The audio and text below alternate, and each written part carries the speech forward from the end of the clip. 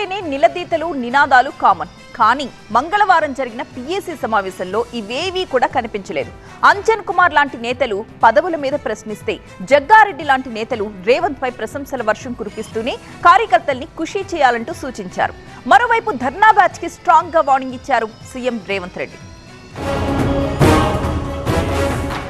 Telangana Congress political affairs committee సమావేశం hot గా జరిగింది. మాజీ ఎంపీ అంజన్ కుమార్ యాదవ్ తమ సామాజిక వర్గం అంతా అసంతృప్తిగా ఉందన్నారు. తెలంగాణలో యాదవులకు కీలక పదవులు ఇవ్వలేదన్న ఆయన, సిటీలో యాదవుల సంఖ్య ఎక్కువగా ఉన్నందున తమకు తగిన ప్రాతినిధ్యం కల్పించాలన్నారు. తన పాత్ర కీలకంగా ఉందన్న అంజన్ కుమార్ యాదవ్ ఇండైరెక్ట్ గా తనకు పదవి ఇవ్వాలని కోరారు.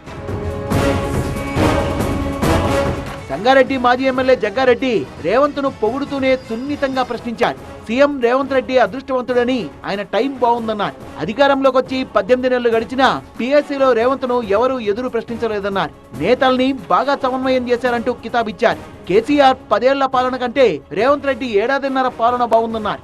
సీఎం రేవంత్ ఖుషీగా ఉన్నారని, కాంగ్రెస్ కార్యకర్తల్ని కూడా ఖుషీ చేయాలని సూచించారు జగ్గారెడ్డి. 10 ఏళ్లు జేబుల్ని ఖాళీ చేసుకున్న కార్యకర్తలకు ఆర్థికంగా తోడ్పాటు అందించాలన్న జగ్గారెడ్డి, కార్యకర్తలు ఖుషీగా ఉంటేనే పథకాలు ప్రజల్లోకి చేరుతాయన్నారు.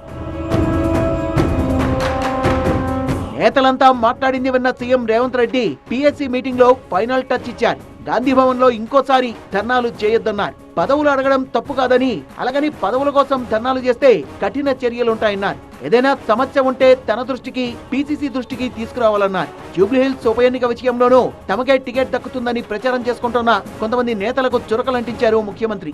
ఎవరికి వారు తామే అభ్యర్థులమని ప్రకటించుకోవద్దన్నారు. హైకమాండ్ మార్గదర్శకాల మేరకు పనిచేసే నేతలు, కార్యకర్తలకే పార్టీలో భవిష్యత్తు ఉంటుందంటూ కొంచెం గట్టిగానే హెచ్చరించారు రేవంత్ రెడ్డి.